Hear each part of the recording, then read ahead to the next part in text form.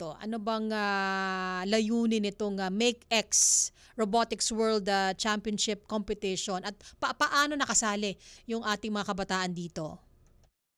Okay, itong World MakeX Championship, Robotics Championship ito ay isang international competition sa pagdating sa robotics.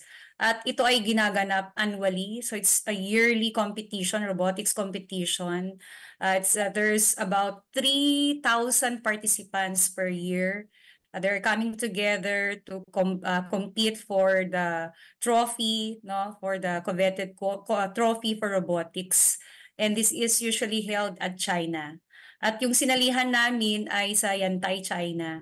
And this is our first time, no, it's our first competition for robotics. Kasi ito pa lang yung una naming pagsabak sa larangan ng robotics sa Tugigraw City Science High School. And thank God that we got third place in that international competition. Mhm. So Mhm. itong MakeX World Robotics Competition ay talagang napakagandang oportunidad para sa ating mga estudyante na maipakita nila naman ang galing nila pagdating sa engineering, hands-on activity pagdating sa robotics field. Mhm, napakahusay naman dahil nga first time ninyo tapos nakuha pa ninyo yung third place. Kaya congratulations So, sa lahat ng bumubuo ng inyo pong pangkat dyan sa Tuguegarao City Science High School.